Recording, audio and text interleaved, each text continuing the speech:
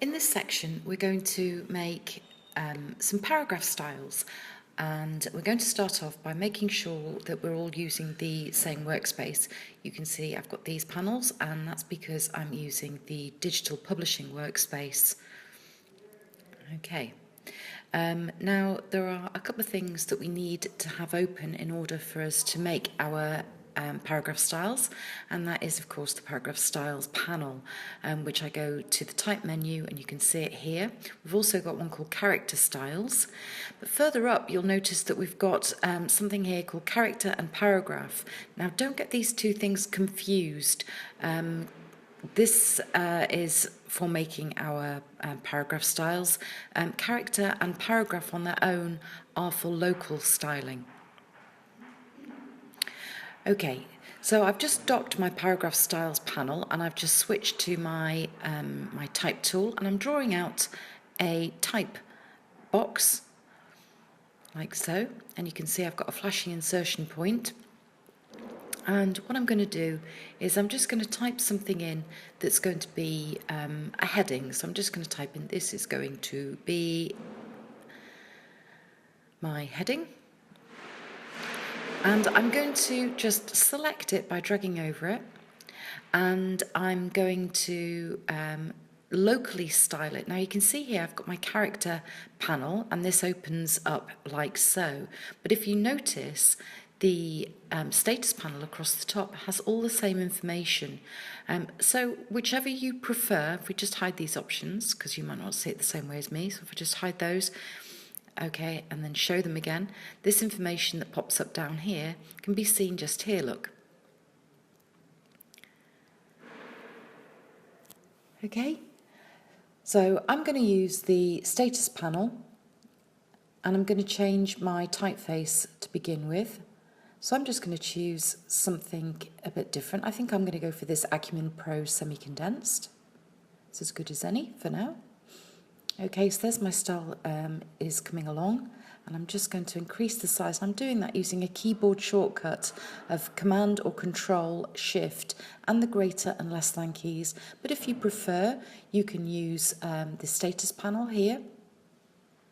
And we've got these little up and down arrows, and if I just click on these, you can see that I can make my type bigger and smaller, like so. But I do prefer using keyboard shortcut. That was Control or Command and Shift and the greater and less than keys. Now what we've got going on here, we've got this which will change our type to all caps. Okay, that's because I typed in upper and lowercase. It doesn't work the same way round. If I were to type in all caps, I can't go back to upper and lowercase. So I always type things in upper and lowercase because I've always got the option to make it into all caps if I want. Okay, so this will do for our style, for our heading. But at the moment it isn't a style sheet. I've just styled all this locally.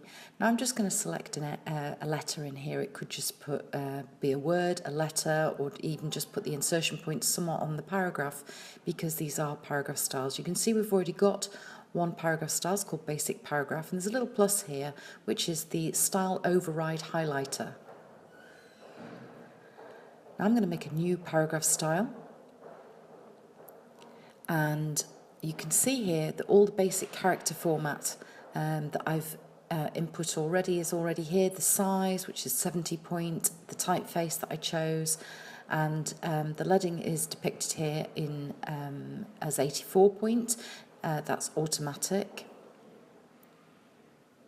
Okay, and if I go back to general, you can see here if I put this little checkbox on, I can apply the style to the selection, like so. Now, even though I've only got the A selected, it will apply it to the whole paragraph because this is a paragraph style. Okay, so there you can see it says paragraph style 1. Okay.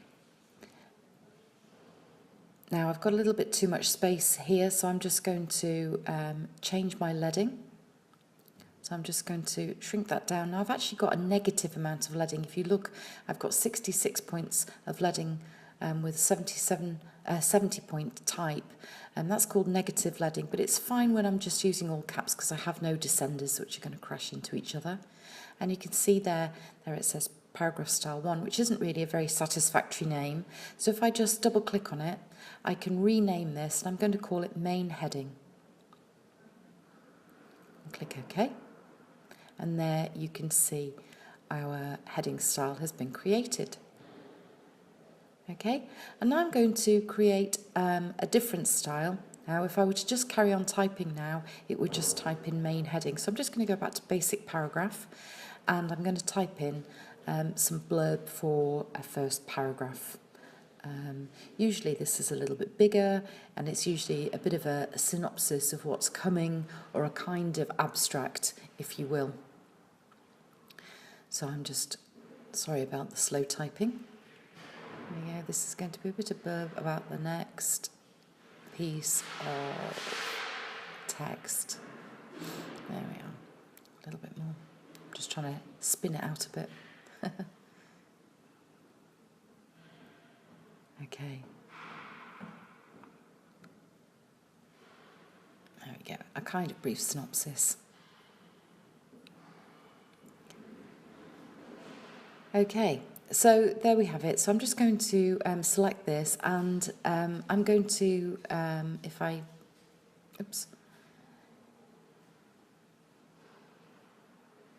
were to just change this locally, you can see it will only change that one letter. Well, that's not what I want. So to change things locally, I have to select all the type, like so. And I'm going to choose Euro style for this. There we go. I'm just going to make the type a little bit bigger. I'm going to go up to about 18 point. And there we have it. Now, I could do with a bit of space between this and the heading. I'll sort that out in a second. And I could do that over here on my status bar. Now remember, this is all local styling, but when I decide to make this into a style sheet, all these changes that I'm making will carry forwards. So what I'm going to do now is make a new paragraph style, and I'm going to call this one first para, like so.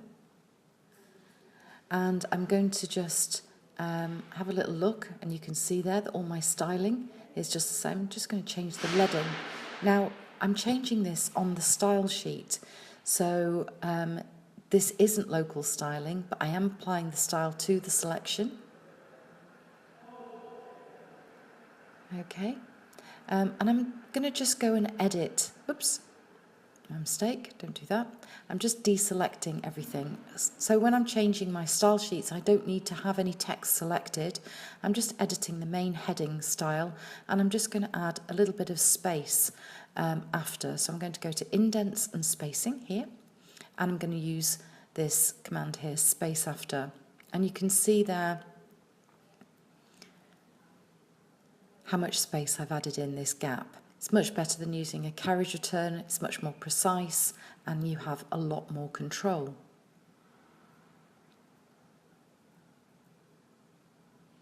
Okay. So I'm just going to click OK.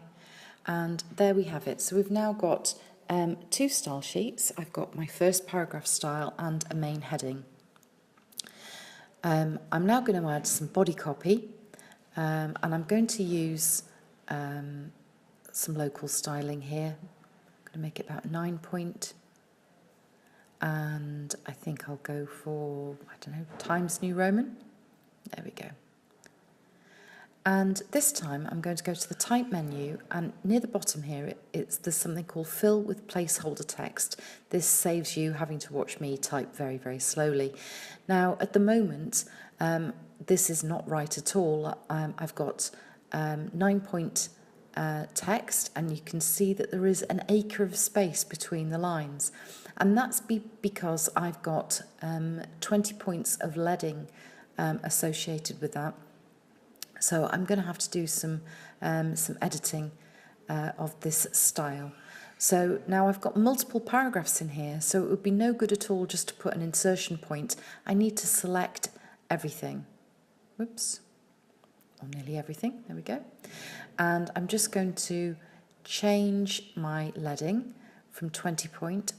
And actually, I think I'll just make it automatic. There we go. That looks a bit better. Now, it's quite difficult to read when we've got text tracking across, and you can see here that all I've done is I've changed first paragraph, so I'm just going to make a new paragraph style. I don't want it to be based on the first paragraph, so I'm going to change that to no paragraph style. And I'm just going to just have a little look. Oh, no, I'm not. Oh, here we go. I'm going to add some space after each paragraph. Again, better than using a carriage return. Sometimes a carriage return is a bit too big and it looks a little bit clumsy. Again, my spacing's not great. I'm just going to rename this body copy, like so. And then I'm going to, oops, it's much better if you don't have anything selected when you start editing your style sheets. So I'm just going to add some space after my first paragraph style. There we go, that looks a little bit better. And I'm going to take some of these carriage returns out because my paragraphs look very short. I'll take one out here as well, I think. There we go. And I think I'll add this into my, my first para. There we go. So I'm just going to select those, and you can see there that I've got an override on there, which I'm going to have to clear. Whoops-a-daisy. So the first thing I need to do is go down to this drop-down, clear overrides. Oh, missed a bit. Clear overrides again. So if this happens to you, you can get rid of those quite easily just by going to the little drop-down and choosing clear overrides. There we go. So that looks a little bit better. Now I can go on editing these styles until they look exactly how I want them to. Now, one of the things that I find difficult is reading small text, like the body copy there, over multiple columns. And you can see there that my box is spanning 1, 2, 3, 4, 5 columns. So what I'm going to do is I'm going to add in some columns into this box. Now you can see at the moment they're not visible, so I need to choose the selection tool. Now you'll see that I'm changing the box, and if I just hover over here, you'll see that this is where I put in how many columns are going to be applied to that box. I'm going to put in 2, and that looks like an unmitigated disaster. I've got some hyphenation, which doesn't look very nice, and also the words don't fit properly because the column is too narrow for the size of the type. But we can change that if I just deselect everything and go to my main heading style. And the first thing I'm going to do is get rid of the hyphenation. So I just go to hyphenation and uncheck that. And you can see there that it'll only display up to the word my because the words that follow are too long to fit in that column width. But I can change that. If I go down to where it says span columns, I can get this style to span the columns in this box, like so. Now that looks a lot better already. And if I do the same thing with my first para style, and get this style here to span,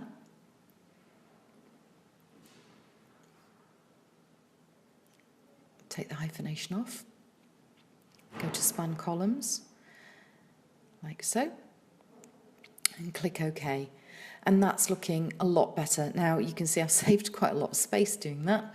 So I can make this box smaller and the text will reflow in there, like so. And it doesn't matter if I were to make the box a completely different shape. I'm just going to hide the guides like that. Back on again. So I could make this wider. And you can see that everything just flows nicely. Much easier than messing about with multiple boxes. Everything looks great. I'm just going to hide my frame edges. Oops, it's in extras. Hide frame edges, there we go. Now, it's looking better, but it seems a little bit featureless. So I'm going to change some stuff about this. So I'm going to perhaps change the main heading style. So I'm going to click on main heading. Oops. And I'm going to maybe change some stuff. I'm going to start off with changing the typeface from Acumen Pro. And this time I'm going to choose something different, maybe perhaps Baskerville. Now, if I don't want to scroll all the way down, I could just type in, there we go, that's looking a bit better, or perhaps Dido. I could just type in DI, and you can see there that it automatically finds typefaces belonging with DI. There we go, I like that. I like that. I'm going to leave this in Euro style, this first para, but I'm going to maybe add some colour into this particular heading. Now, again, I need to make sure I use the style sheet. And you can see here I've got something called character colour. Now, the first thing you'll notice is there isn't an awful lot of choice, but that's okay. If I just double click on here, now I'm going to go to Pantone CMYK Coated, and I'm going to choose this shade of grey. Okay, and I'm using, these are just going to be process colours anyway, so that's all I really need to do. I'm going to add those to my library as well. You can have lots of different libraries. I'm going to put it in my colour palettes, add that, and you can see just behind there I've opened up a palette.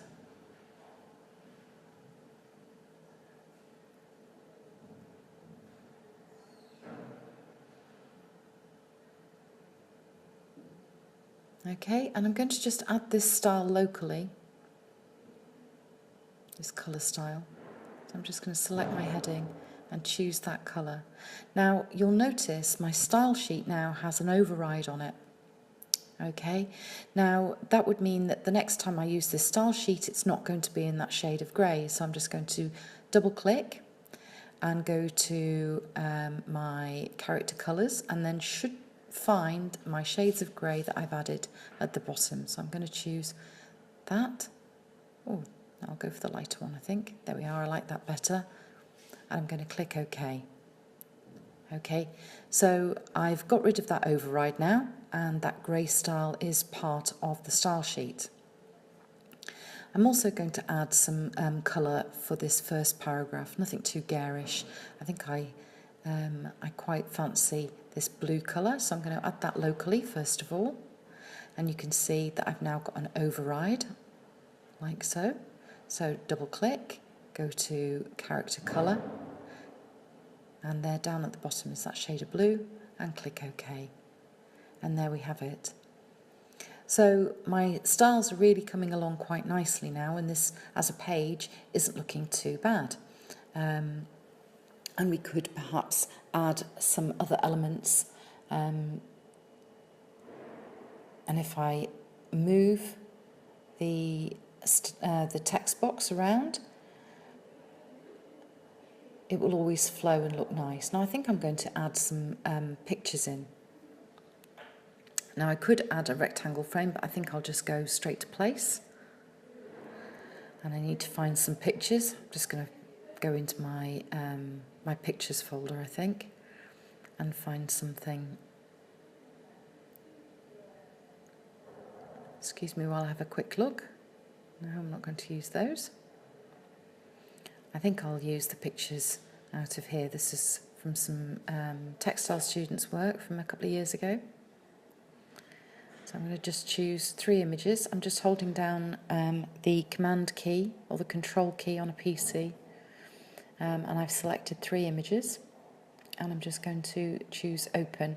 Now I chose them all to be portraits, so they would all be in the same format because I know what I want to do with them, and I'm just going to position the first one here and drag it out to fill one column, and the second and the third.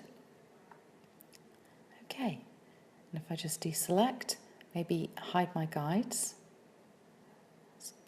tweak that up a little bit, that's it. And then hide my guides, and there's my page, not looking too bad.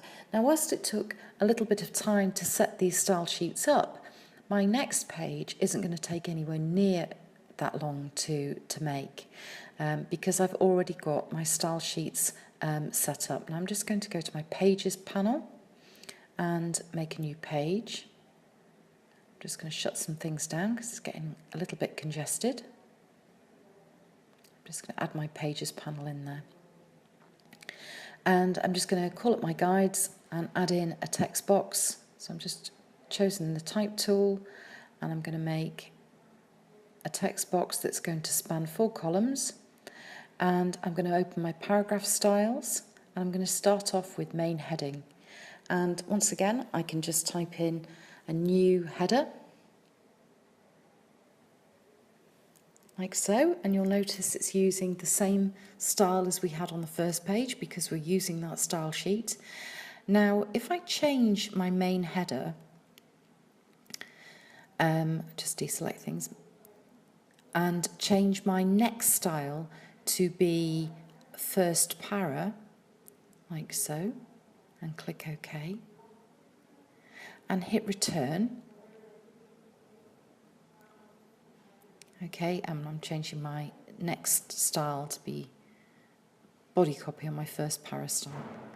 There we go. So now when I hit return, you can see that my style has changed to first para. I'm just once again going to type in something that'll work for a first paragraph or a sub-para, whatever you want to call it.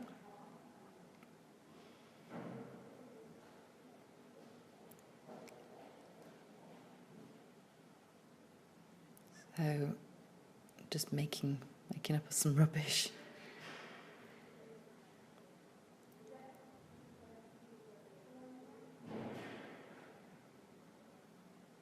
There we are. Okay, and now I'm going to insert some placeholder text. Okay, and I'm just going to change that to body copy and add some more in, like so. Okay, so this page is coming together an awful lot quicker. I'm just going to add some columns in there. Okay, and again, you can see if I were to drag that round, just move that down, maybe add 3 columns. There we are. Let's see what this will look like.